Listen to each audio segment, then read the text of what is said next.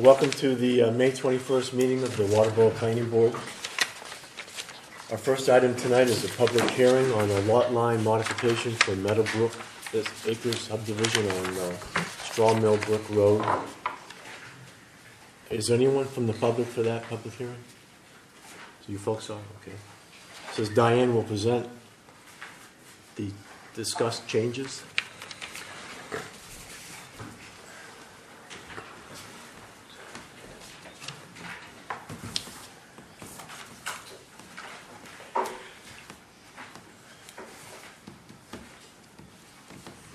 We have a standing subdivision called Meadow Brook Acres on Straw Mill Brook Road that was completed on July 17th of 2009. And what we're trying to do is just a lot line modification. Lot number 2, I'm not really sure why we did it the way we did it. It's basically taken up by the C&P easement. So we decided to move the lot line over to make lot 1 larger and reverse it on the other side to make lot 3 larger and do away with lot 2. And then there was a small piece that shows in blue on your map that we'll just incorporate with a 5+ acre lot in the rear. That's our proposal. And what are you doing again with the blue shaded area? It's going to go with a larger lot in the rear. This lot right here. Oh, remaining land? That's the remaining land, Yeah, right? the line will. Got it, thanks. So is so-called lot 7 here, the remaining land, is that a lot as well, or is that, Yes. it's part of the subdivision? Not really. It 'Cause wasn't- it was just remaining land of Okay, ours. yeah, okay. But it was picked out on the original plan. Yes. Yeah. Yeah, he surveyed, it was Steve Everett that did it. He surveyed all of the property and just included that in on the survey. Are any of these lots sold, Diane? No. Lot 3, I have a contract on for a to-be-built package. Okay. And I imagine that person knows about this? Yes. Yeah, I would think so, yeah. Any questions, anybody? I'll make a motion that we. We still need to hear from the public. Oh, I'm sorry. If you guys, would you like to speak at all? Any questions or? No? So you're okay with this? All right. Great, we're up. I'll make the motion with a move forward with the lot line change. No, you have to end the public meeting first, right? Sorry, thank you. That's the end of our public meeting. Move ahead to our first appointment, which is review and discuss and vote on the same plan. Let us know if we're getting out of line here. Yeah. Now? Thank you, Frank. Yes. You sure everybody ready? Oh. All right, I'm gonna make the motion that we let the Holdens make the lot lines. All right.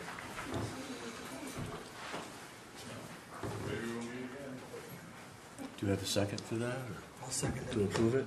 Any discussion? All in favor? It's approved. Can't we make this a little harder? I mean, I really like to, Donald, I like to bust his cookies a little bit, you know? Yeah, I know it. And I think we need to sign the plan on the way out. That's why I had her present it. Yo, I know why you had her up there, yeah. Don, this is a rare occasion that fast. And do we sign that tonight? Yes, Before we go? before you go home. Yeah. Yeah. Thank you. Review and accept the agenda. Does anyone have any changes, anything they'd like to do with the agenda? Hearing none. I don't think we have any communication. I don't have any announcements. Mr. Chairman? Oh, I'm sorry.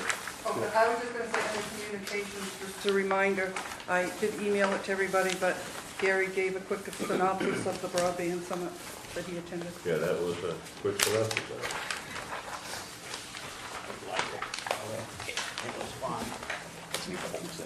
You're up. So we have the meeting, the minutes of Oh, one other announcement, May 7th.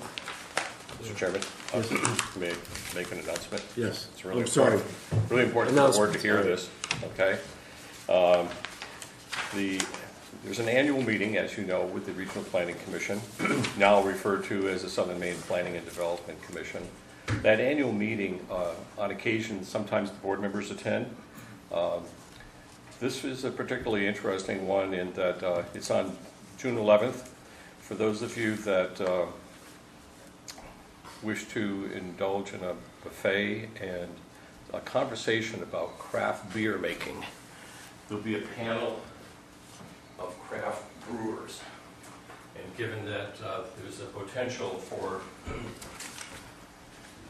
or at least a discussion for a craft brewery in the town of Waterboro, it might be entertaining for you. For those who like to have a brewski, you can enjoy that too. But this is the typical meeting. There will be other town officials attending. I believe that the town administrator said that he was planning to attend.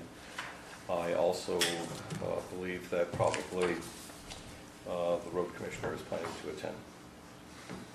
If anyone wants to participate, please let me know tomorrow so that we can process the paperwork. Okay. I won't be attending. I have another obligation out of state.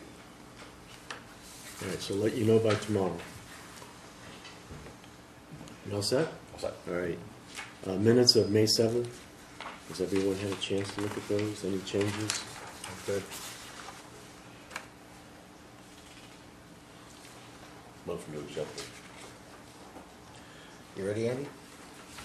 Yeah, let me just, No cisterns in there. okay, good.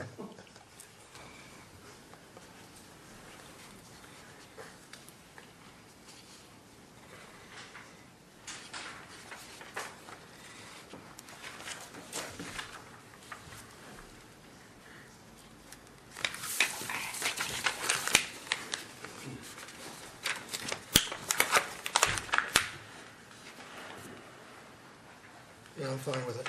All right. Is that a second? Yep. All right. Any discussion? All in favor?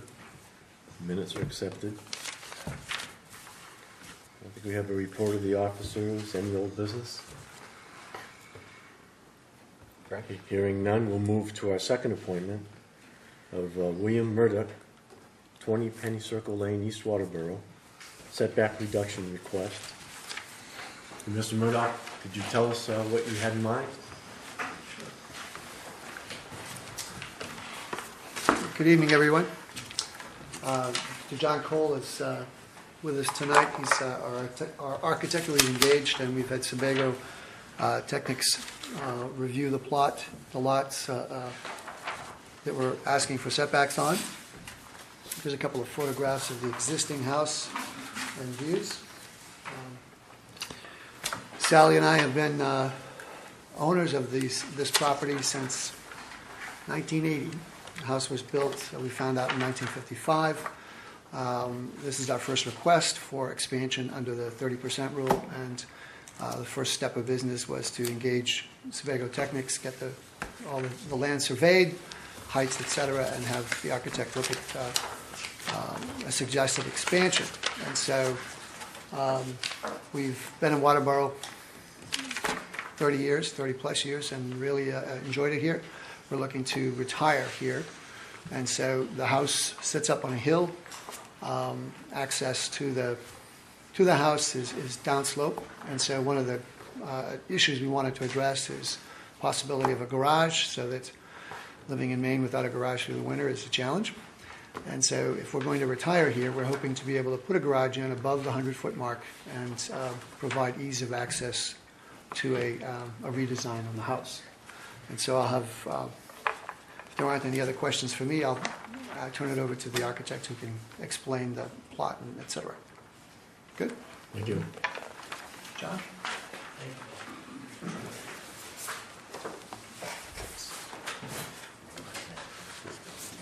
Good evening. I have it at larger scale, might be easy for you folks to see. We have a board over here if you'd like to use it.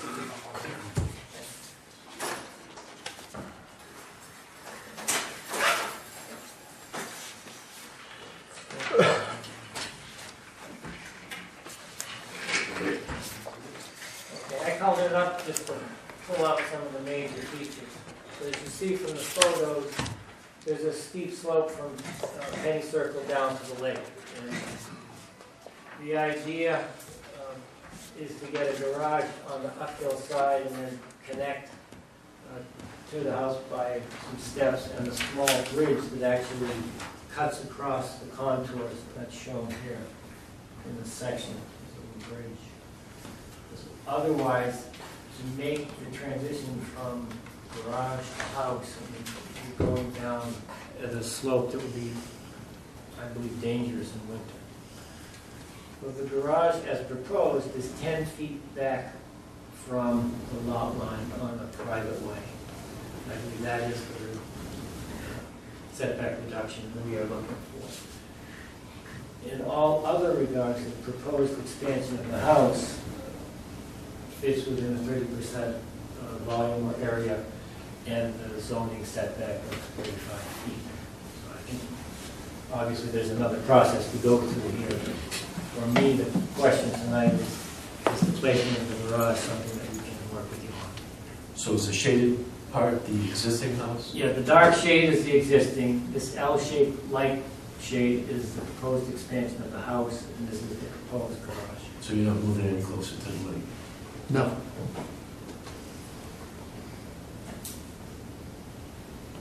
And you've looked at this, Mark, as far as 30%? I haven't done the calculations for the 30%. What we're really here looking for is the setback reduction. And I will be sure that it doesn't go over 30%. But what we're looking for tonight is just merely the site plan or the footprint and the setback reduction. I think it's important to know that Penny Lane, where it crosses this property, is not a town road. I'm not sure what it is. It just disappears on the tax maps. There's just no trace of what it is. A septic system was installed last year. I think a corner of it's under Penny Lane. Since Penny Lane is in that area, there's nothing more than a driveway utilized by some other people to get to their places. So I think it'd be proper to call that a rear setback, not a front. And how close would that be to the gravel road, to the garage? 10 feet setback from the property line. And so that's approximately 15 setback from the roadway. So it's 15 from the edge of the road? Yes. Center of the road? Yes. Correct.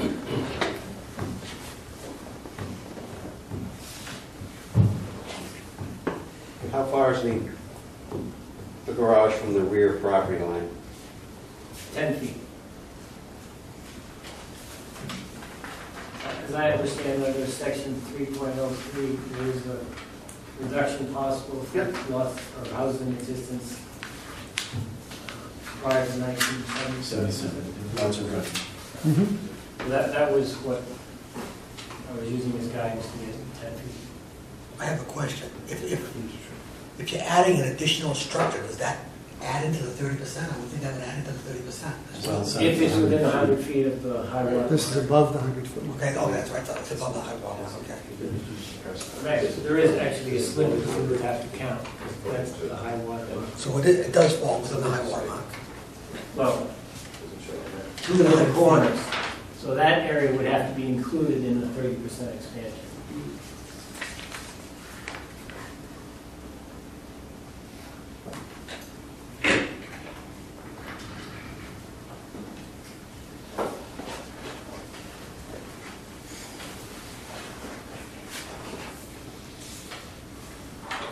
Does anyone feel we need to take a look at this, or?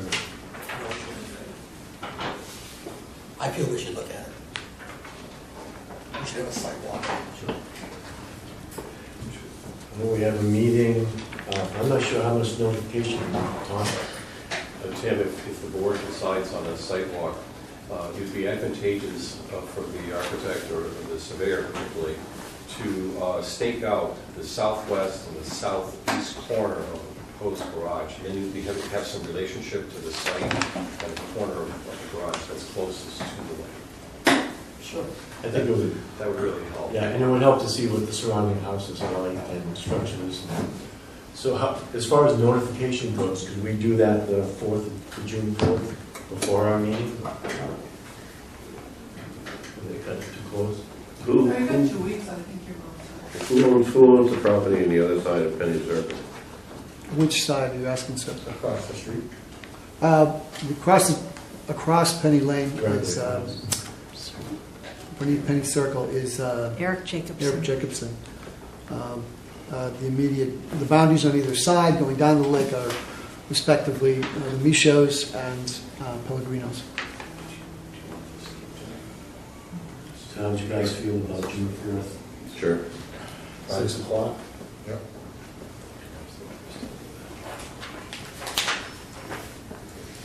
So we'll plan to be there at 6 o'clock on June 4th? Thank you. Any other questions we could answer tonight? Not that I have. No, Anybody? just take out as much as you can, give us a good idea of. Are there any houses- Yeah, we'll stay- Are there any houses in that area on the other side of the road? No. Is it wetlands or anything? Down the hill from us, we're at the top of the ridge. Down the hill, there's wetlands. I don't know, several hundred feet down the hill. There's a 3-car garage. On the other property, but there's no On house there. Eric's. There's a garage. I guess that was my only concern when you bring the setback out back close to the rear line, the other people on the other side. I'd love to hear them go, no problem. Sure, we could do that. We could make that happen.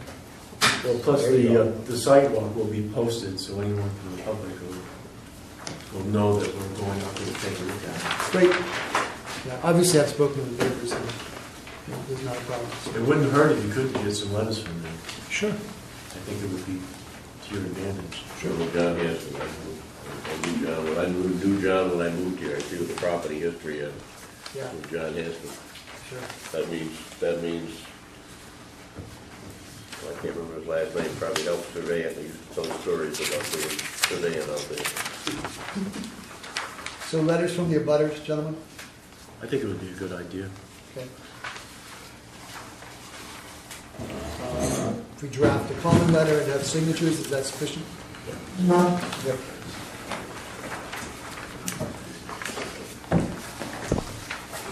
So you haven't lived here long enough to remember John Haskell. I actually met John Hanscom when we bought the property. Oh, cool. Uh, He's a hell of a historian. Yes, he was. And Pete Thompson was still on work at that time too. Well, thanks for coming down. Okay, thank Thank you. you. Thank you. Move on to our next appointment, which is John Sear, 159 West Road, conditional use in the Shoreland zone. Mr. Sear. West Shore Road. Pardon me? West Shore Road. West Shore Road, sorry. I know, I was thinking of West Shore Road. So it's Shoreland, but, all right, West Shore Road. So basically, I have a camp that's set in a hill with really no place to move it anywhere. And I'm just going to jack it up and put a foundation under it and set it back down. The total elevation difference will be 16 inches of what it is currently right now. And I do have some pictures. I also have a drawing of the lot. I did the drawing of the lot myself. I'm a structural engineer, so I did use some actual equipment to get these measurements, so it's not anything that I just made up. I don't know if I could just pass this one around, or this is the site plan. And these retaining walls that are on the side were built by my grandfather, one rock at a time. So I really do not want to disturb those if I can help it, which is the whole reason why I want to. So this is the stairway that's on this side. It's on this side of the camp with the retaining wall there. And this is the back of the camp against the other retaining wall. And you'll see in the drawing that's 8 feet from that wall. You did a nice job. So, So you're just going up, you're not expanding the house? I'm just going up. I'm not expanding anything. I just that's a view from that back, this back setback. And I don't know. if you wanted to see what it actually looked like underneath, there is approximately half a foundation underneath it now. But it's deteriorating and it's crumbling and it's just made out of stone. And this is And how close to the lake are you? this is the stone that's underneath it. And, well, I believe it shows it right on the map. It's, that retaining wall, it's 29 foot 1 to the high water mark, approximately. We're not doing anything with the retaining walls, though, right? What's that? No, He just absolutely nothing. All you do is picking the house up? I'm just Setting it picking the back camp down, up and so- setting it back down in the exact location except 16 inches taller.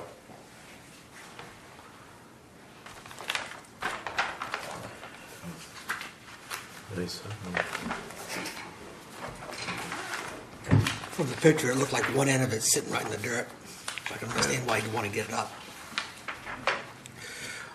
What are you going to add for 16 inches? Are you going to do the same rock type of thing, or are you going to do concrete? I'm sorry, I didn't The catch foundation. Are you You're going gonna put a to fourth use the foundation existing in, or? rock? nothing that existing, no, but take it all out. The letters from my So you're immediate gonna- clients saying that they know about the project and that they know about this meeting. So you're going to take out the existing foundation that's there and replace it with... There's really, it's just a lot of stone, just rock work. It's not a foundation to Just speak for of. appearances? Yeah, it's just stacked stone that's been cemented in, and it's cracking everywhere, and it's becoming a problem. We're gonna replace that with a regular foundation. The regular foundation. Okay. If you would like, I have the foundation plan. That's like 30 feet down here. Nope. Not expanding, just going up, I've got no problem with that at all. Here's the foundation plan. No. It's exact same size as the camp, and I just gonna be in the same, like I said, the same spot. Did you have anything to add to that, Mark, or?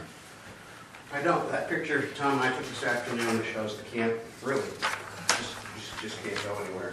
Just gonna have to go straight down over here because the zoning ordinance says he has to be here. Right. Once you pick it up, you guys have the ability to make the move it back, if, however practical, if not practical. No, not in this case. Does Diane have copies of these letters? Mark did I have have it. it. Mark doesn't, does. You have okay. the originals. He has the original, those are just copies, yeah. It seems like we just had one almost identical to this on the Inspiration same point. road. That's an inspiration point. Well, maybe, it looks same height, same thing. Yeah. And the old retaining walls, they're all stone, and like I said, my grandfather built those one rock at a time, and I just want to try to keep them up as long as possible. They're a little bit sentimental, even though they're a pain in the realm. A lot of maintenance? Yeah, we use a lot of filling, crack filling, and things Yeah. like that to try to keep them from going anywhere. So what's the board's pleasure? I'm good. Andy? I'm fine. I'm fine. My only issue would be erosion control. Yeah, I have an GNF Septic is actually going to do the excavation, and he's told me where we're going to put the silt fencing. Yep. And there's only a couple areas that really need to be done because the retaining walls cover everything else, even the stairway. So we'll do the main yard itself, and then we're going to do a small section between my neighbor and the one of my retaining walls on the lakeside.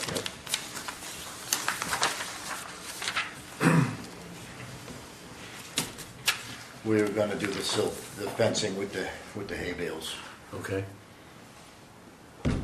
Need a motion to approve, or I'll move it. Dwayne, a second? I'll second. Second. Any Problem discussion? at all. All in favor? So it's approved. Thank you, Mr. Seer. Thank you very much.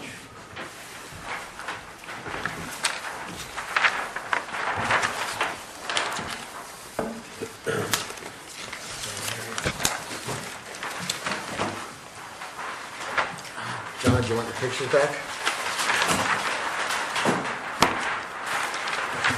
Did you want your pictures? This is all yours, I think. Do you want a copy of this?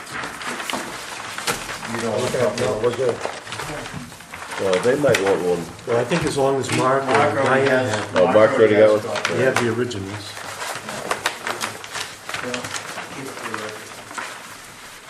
Thank you very much. You're welcome. One. I'll scrap this one.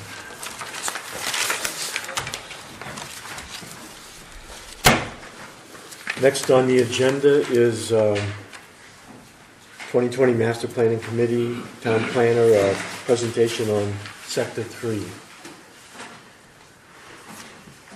Over to you, Tom. Mr. Chairman and board members, over the last 2 to 3 months, the 2020 committee has been breaking down sectors of the 2024 corridor and the Secaucus Trail, Route 5 corridors.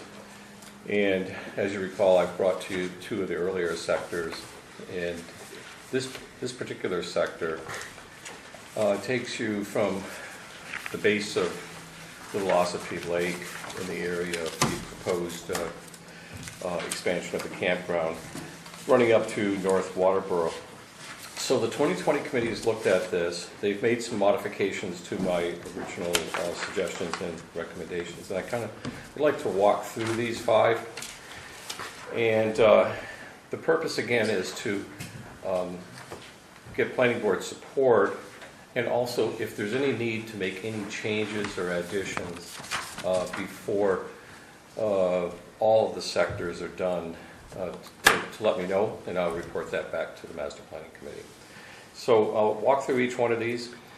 In this particular quarter, there's some significant land holdings, large tracts of land, and it's important to identify all of those, particularly in the North Waterboro area.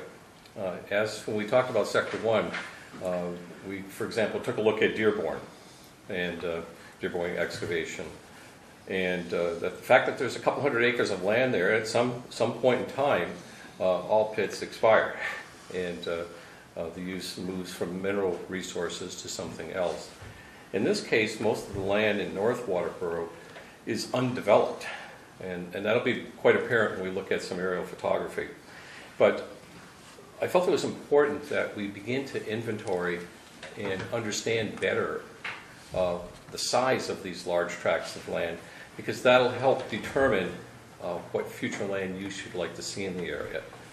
For the longest time, we've talked about Le Bois Cottage and the fact that they have over 7.3% of the total land holdings of the community in one contiguous tract.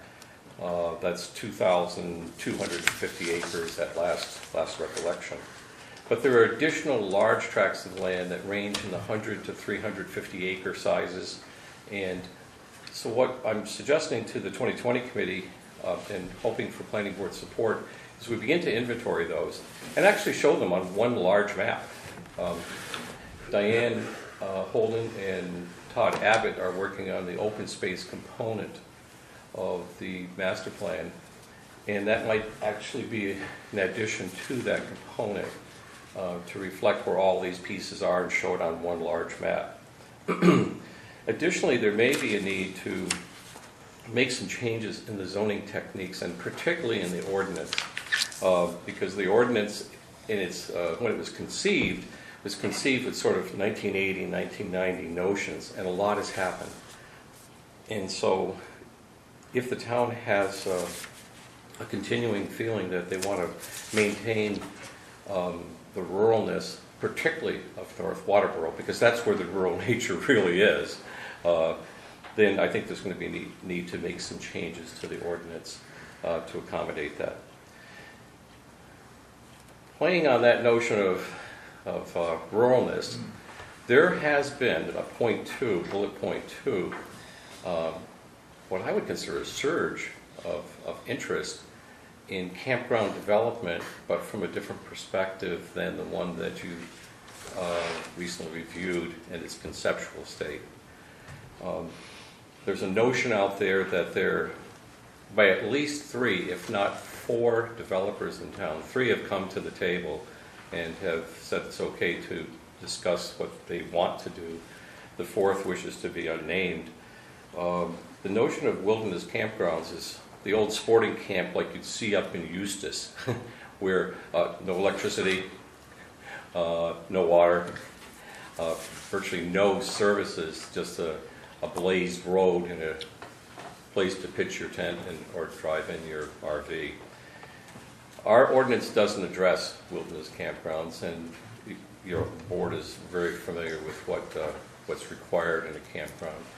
So it's important to discuss this notion because the interest is out there, and to see how the board and the town would like to move, what direction. Because both Mark and I are seeing these people come in.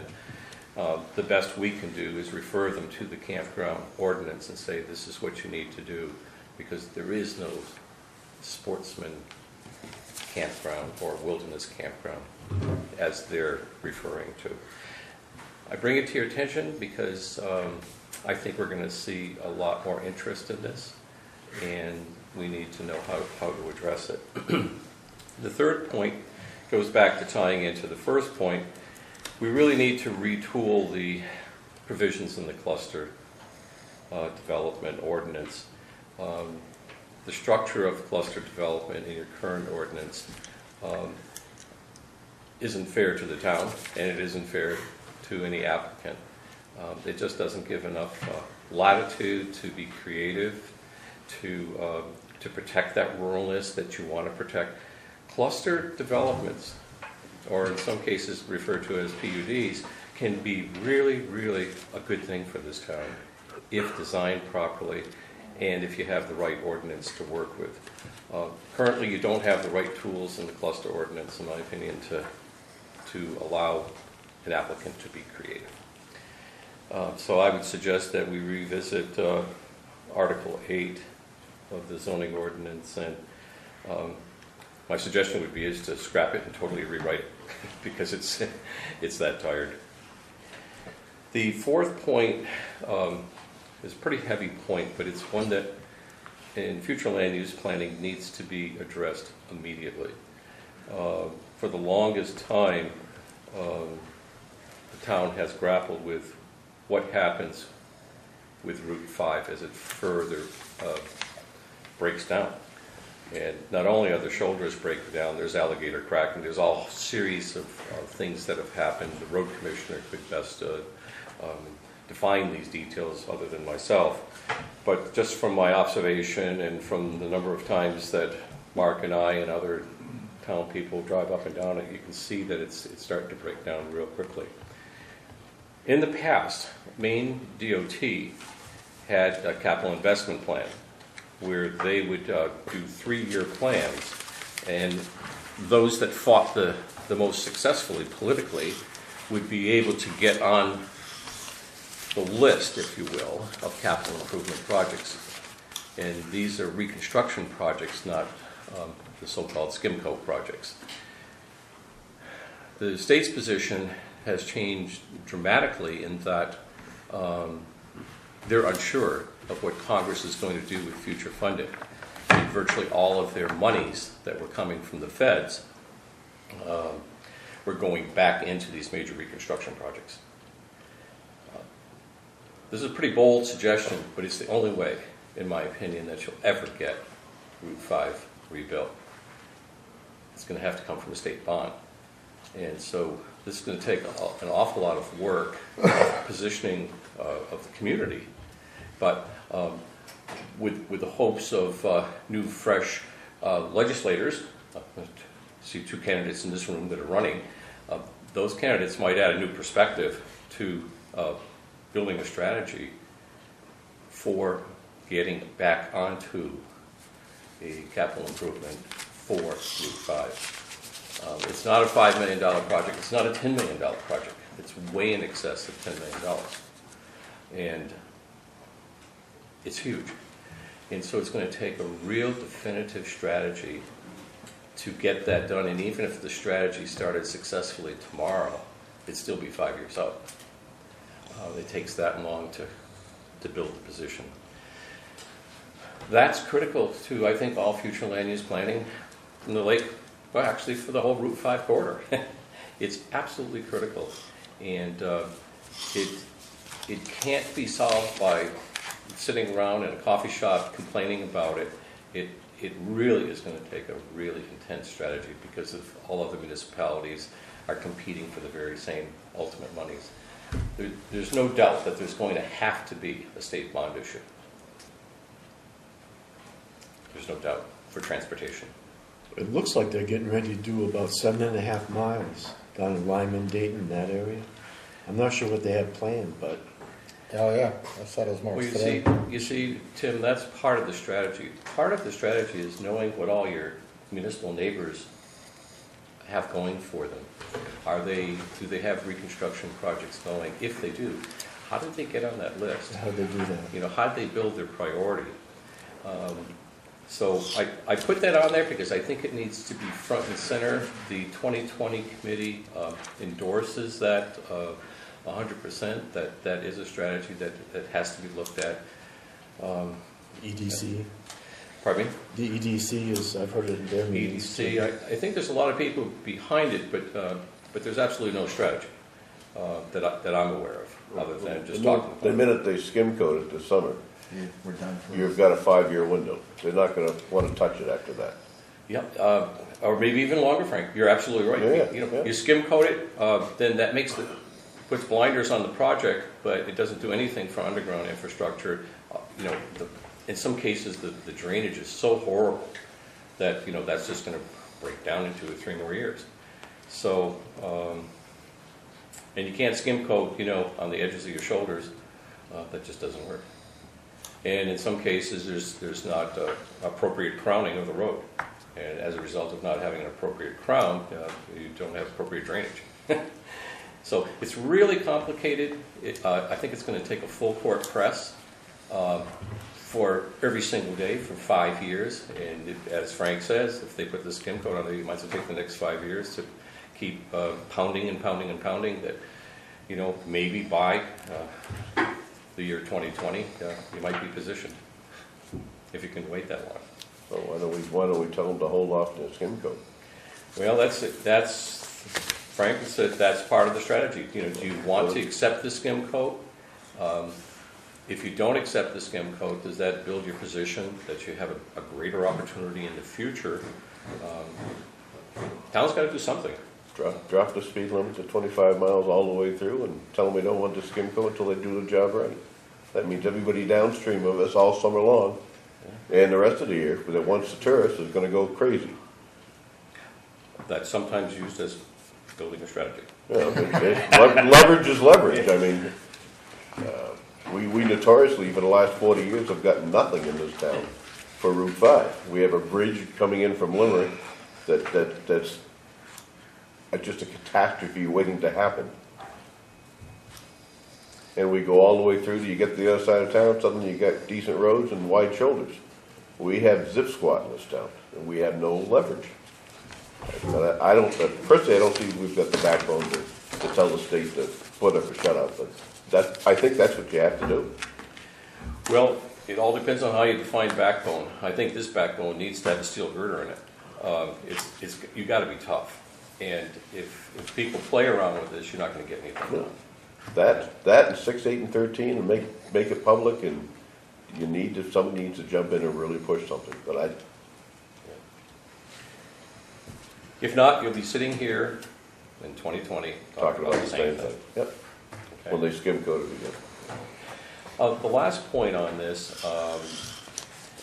is something that we need to embellish our ordinance with some things that don't exist in the ordinance, and to perhaps be a little bit creative.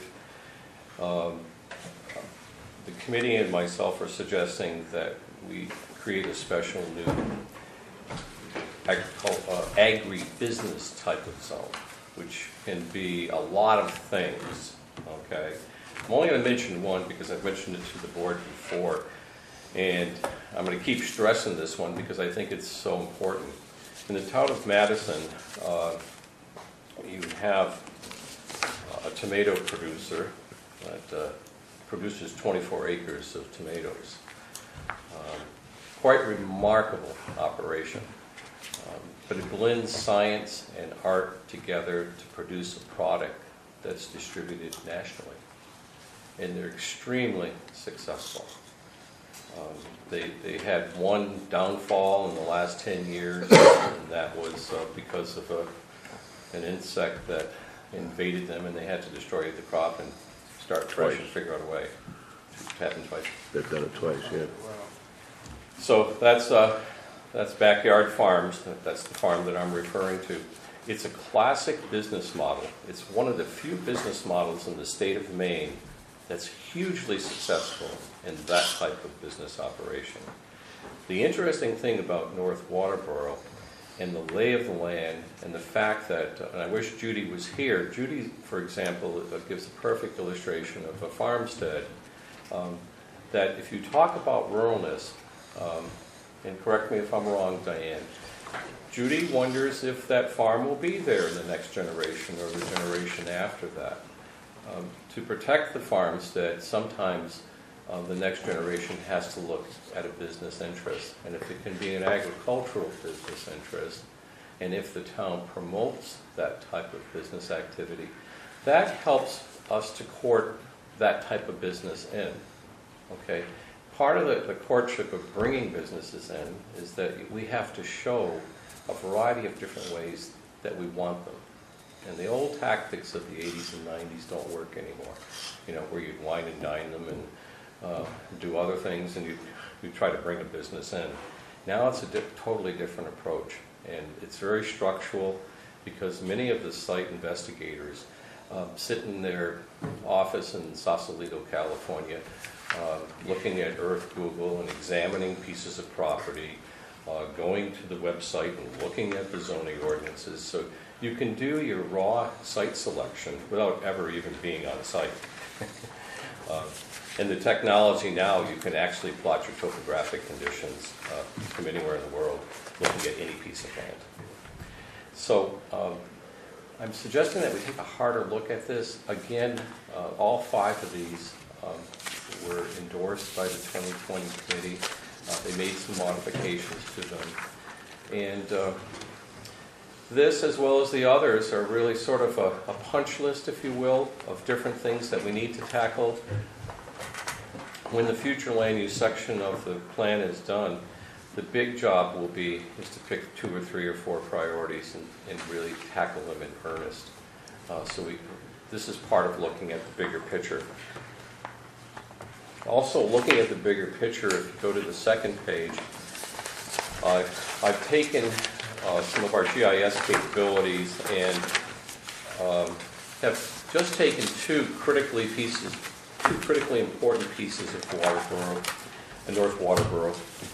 And let me just speak a little bit about each one of them. Do you want to copy that?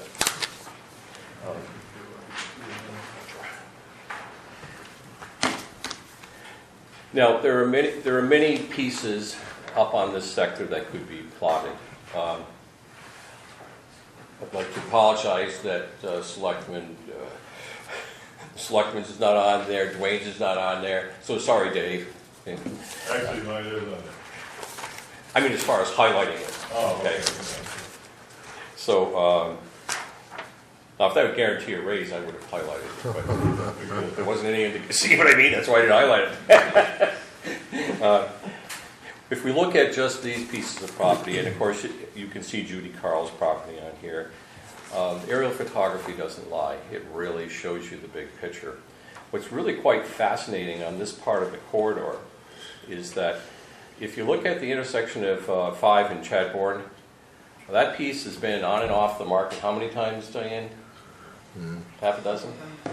And at one point, there was an interest to drop some storage sheds on it. That is a really, really critical intersection of land. And I would hope that we could work with the landowners and the planning board and the 2020 Master Planning Committee to really take a thoughtful look at those combined pieces. That's just, I think, 2 parcels of land there. One's 9 acres and another one that's probably about 10 acres. Across the street in that other configuration is a sleeper site, of which most people probably have not paid a lot of attention to. People may not even be aware of the owner, That's owned by Mr. Steve Kasperzak. It's one of several holdings that he has in the community, but given its frontage on multiple roads and the way that land lies, this could become someday a classic cluster development. So that a conventional development wouldn't, in my opinion, engineer well out on it, but a cluster development would engineer extremely well. Plus, it would keep that from all road frontages. You could give the total appearance of the rural nature of that area.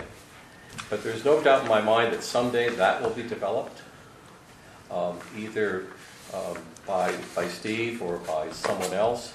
And there are multiple tracts of land of slightly smaller size and frontage on Route 5 that I think we really need to be really quite thoughtful about.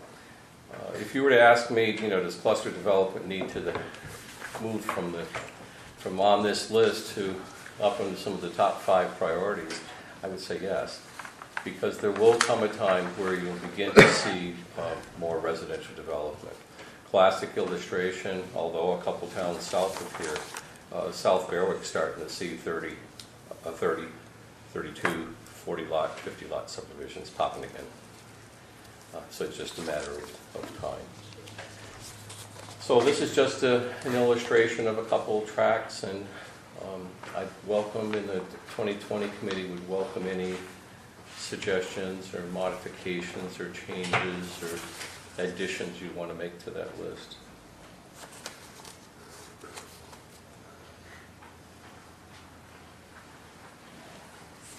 So on the wilderness campground, as it stands today, if someone wanted to do that, they'd fall under the campground ordinance. I mean, if they want to bring in campers, I mean, they'd be required to have power and The showers. ordinance says that specifically that you need to have the power. Septic. And chances are they would have to fall under this law and go to the DEP because most of the tracks that are being looked at, one of them is the Humphrey track. As you go past the transfer station, left and right of where it's referred to as a selective cut, almost a clear cut area. There's 100 acres and 100 acres, 200 acres right there. Across the street from that is another 80, 90 acres, which is being looked at. And so that's one of the areas of town where people are really beginning to focus on these wilderness campgrounds. If they came in, Mark and I would have to look at that campground ordinance and say, yes, you need electricity, yes, you need subsurface systems. And after the last meeting, we'd have to tell them they need major road reconstruction. Well, they definitely have to do something for Fire Road, No, I'm not talking Fire Road.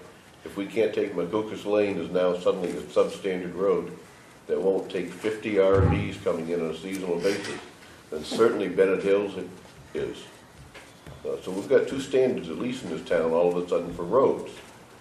And if you're looking at business and construction and everything, commercial stuff coming in, suddenly we need to have the road review tell us what's substandard. Which roads have been built to a lesser standard that won't take commercial traffic? That's a good point. These issues are starting to come to head, and if we do begin to see a surge both in recreational type of residential development and classic single duplex development, we need to kind of prepare ourselves. And I don't think we're adequately prepared in our current ordinances. Andy, what's your take on the wilderness camps? I'm not sure. I have concerns if it doesn't have septic. It has to have septic. Like I mean, septic, it's like, that and fire how can you have a septic and you don't fire have septic protection, and water? the rest we could Basic. probably- I mean, Yeah, I don't mind. what are they going to do? Roughing it with septic You know, and so fire I'm not sure protection. what wilderness campground is. I think it can be defined different ways by different people.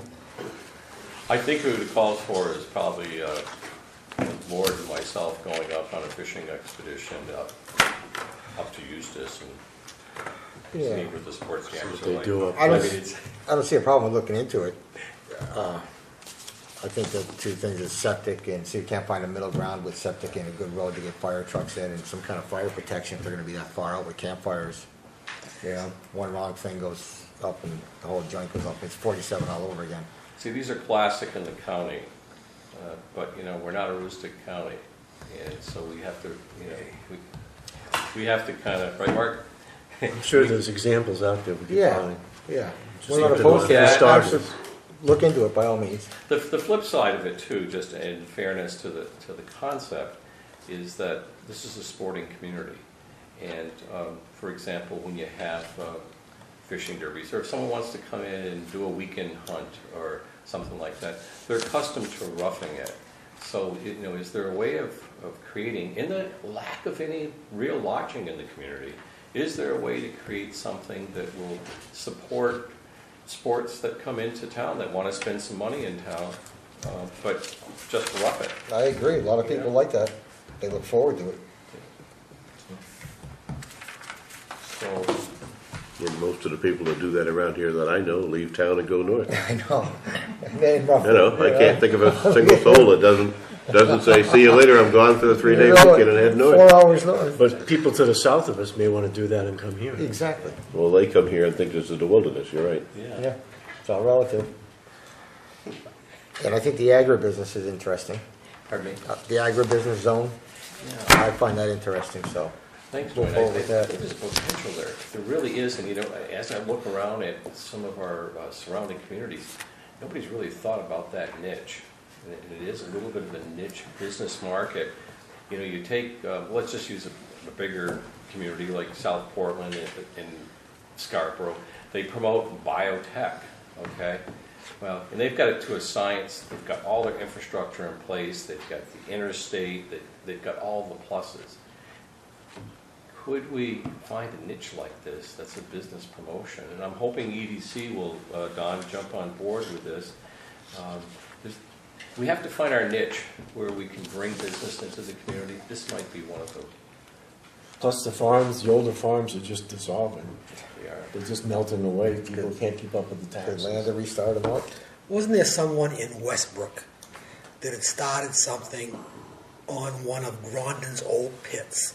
Had built some greenhouses out there. There was a gentleman in Arundel that was going to do a fish farm, agricultural thing where they're going to get the fish. Wyndham, okay. And that I think went belly up, didn't it? They built the greenhouses, but they never got beyond that point where they were going to actually have the fish. We're going to create the algae, and the algae was going to go to grow the plants, and it was supposed to generate power and the whole 9 yards. And my recollection, they couldn't get funding for it. Well, one of the ways that, there's only really two ways that you can make big projects like this work. You need a Boston hedge funder, or you need academia, okay? Because both of them have access to larger pools of money. I'd be curious to see what the status of that is now, do you know? They still run the green. Him and his wife were school teachers. They live Yeah. in Arundel. In The Arundel, Kindred. right on Route 111. Yep. I remember being involved in fighting a waste dump on their land at one Yep, time, and yep. their I was names there just too. not coming to me right now. But The Kindred. the Kindred, yes, John and Patty, I believe. Yeah.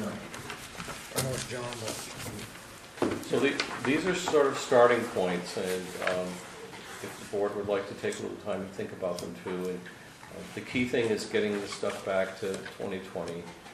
There'll be one more sector, and it'll be the South Waterboro sector, and that'll come up this summer.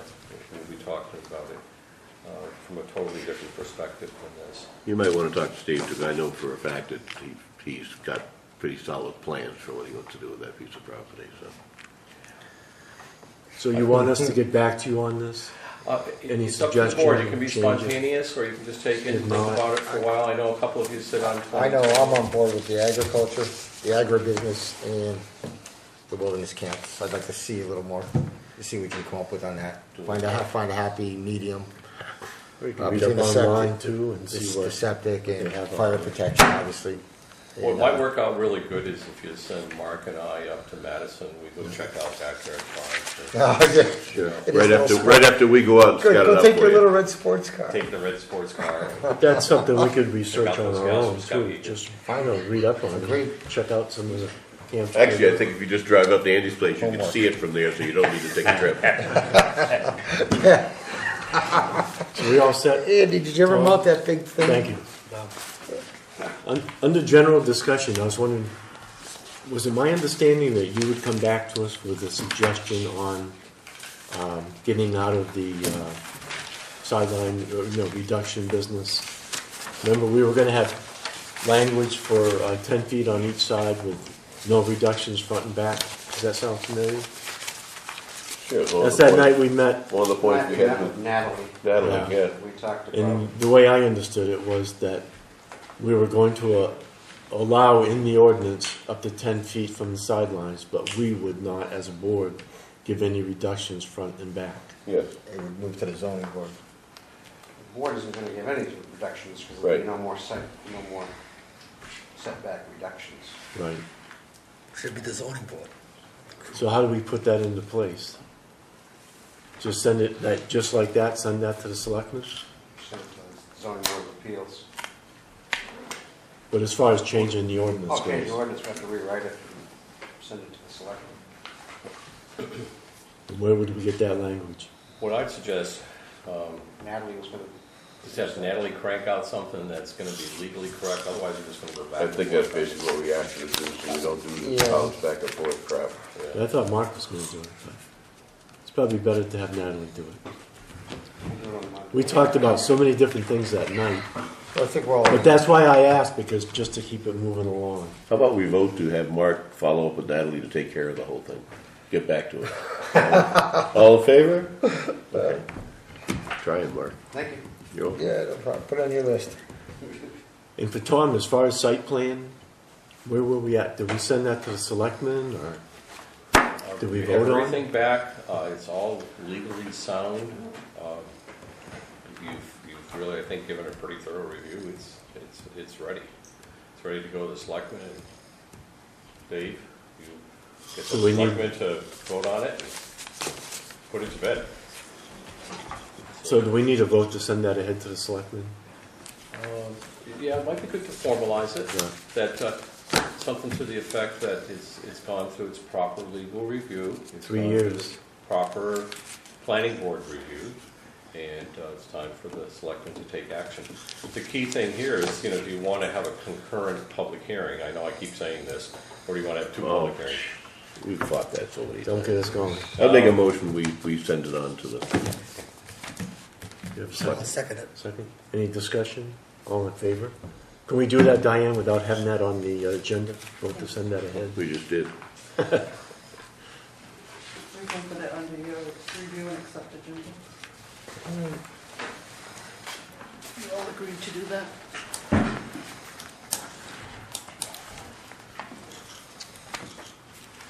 All right. Anything else from anybody? Anybody?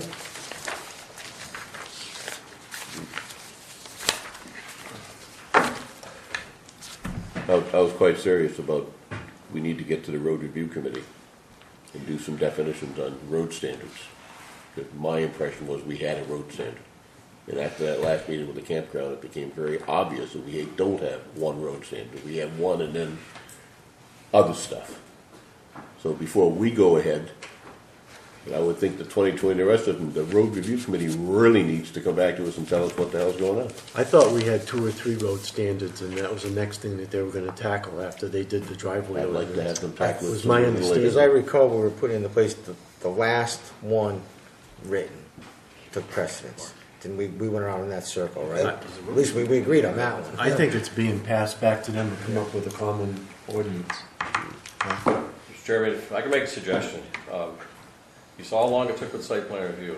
It'll take just as long with the rest of this road stuff. Would it not be helpful to invite the road review committee in and just have a batted around session and find out what direction you're heading in, and who's on first base?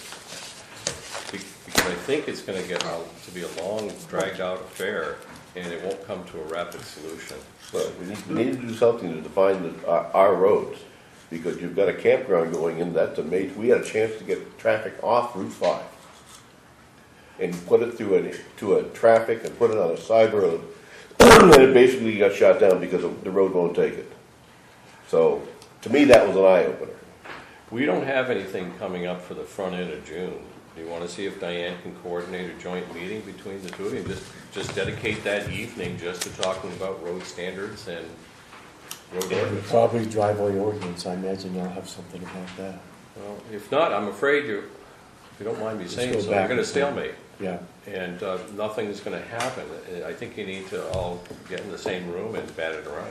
well, it dovetails in with what we've been talking, common standards, so I mean, it's- Yeah, the driveway ordinance, I believe, is gonna stalemate out. I think we're gonna have enough, let the selectmen make a decision. but Tom's right, I mean, we should, if we wanna move it ahead, we should meet with them. Do you wanna do it in your first meeting in June? Because, I mean, On the only thing on you'll road have. standards. Yeah, Because all we have so far is the applicant tonight, we're gonna go out and do a site walk and yeah. vote on that, and It's gonna Take it take from 5, there. 10 minutes and that's. All right, what are we saying the date is? So Diane, can you see if we can? What was the get date? for the June 4th. June that's 4th June meeting? 4th. So 6 o'clock site walk, and then, At least that way you can look eye to eye and say, where are we What's at? the Where address we of the at? place? yep, good idea, thanks. 7 o'clock. Well, we Right. need to There vote was, there was a 20 penny circle, on the right? site, on the site walk. Oh, okay. I mean, that should just take a few minutes, I would think.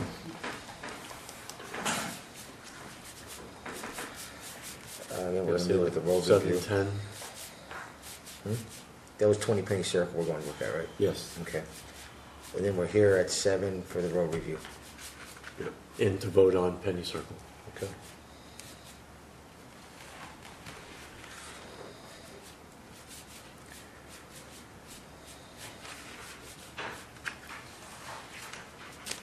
Okay, anything else? The last order of business would be to sign the plan. That's right, before we go. Dawn, you had something? I was just gonna ask where you stand with the new planning board secretary. I think she's due possibly by the next meeting. She may, in fact, be available for the June 4th meeting. Yeah, That's she's on the board, game she was plan. in town hall, she's getting her insurances and paperwork straightened out, which is a ton. I take it you want your life back? I know, we keep thanking Diane and saying thanks for a good job, and then she's back at the next meeting. I voted to keep her, so. It's possible that this could be the last one, but it's kind of out of our hands. At this point, I'll certainly do the meetings of this and do all of your site walk notice and your agenda for next meeting and Thank you. see where that takes you from there. Thank you for filling in, you've done a great job. Yes, thanks, Dan. Is all this gentleman waiting on, are you waiting on something for us to sign? Or you just- No, Okay. but we do need to sign those plans. I did overhear, if I may, Diane, I did overhear that Diane enjoyed this experience so much that her and Don were contemplating a summer celebration on their pontoon boat, inviting the planning board, CEO and planner. I don't know if you could validate that. Party at Diane and Anytime, just Huh? give us a It's date. on. I don't know how many can get in the tube behind the boat, but I'm willing to show you. How many can we get in that orange car of yours? Free rides at the park? How long is your dock? Here we go. 58 feet. Yeah. Oh, no, that's, no dock jokes. All right, motion to adjourn? Second. All in favor? Okay.